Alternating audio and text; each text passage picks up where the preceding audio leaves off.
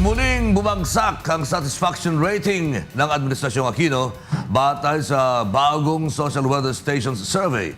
Ito ang balita ni Nel Maribuhok. 10% ang ibinaba ng satisfaction rating ng Administrasyong Aquino batay sa 2015 first quarter survey ng Social Weather Stations.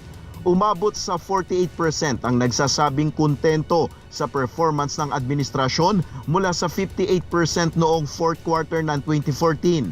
29% naman ang hindi kontento mula sa 24%. Mula good rating o positive 34 noong December 2014, bumagsak ang net rating ngayon ng administrasyon sa positive 19 o moderate.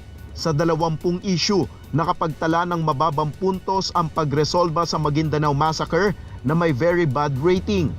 Poor ratings naman ang ibinigay sa issue pagdating sa pagtiyak ng pamahalaan na walang pamilya na magugutom at matiyak na hindi nagsasamantala ang mga oil firms sa presyo ng langis.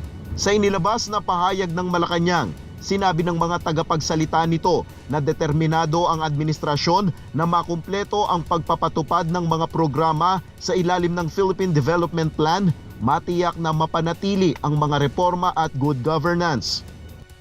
More than the surveys or his ratings, the President is concerned about leaving a legacy of good governance. He's always said this in the past, that he wants good governance.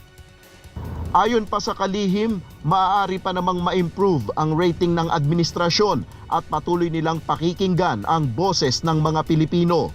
Nel Maribuhok, UNTV News Worldwide.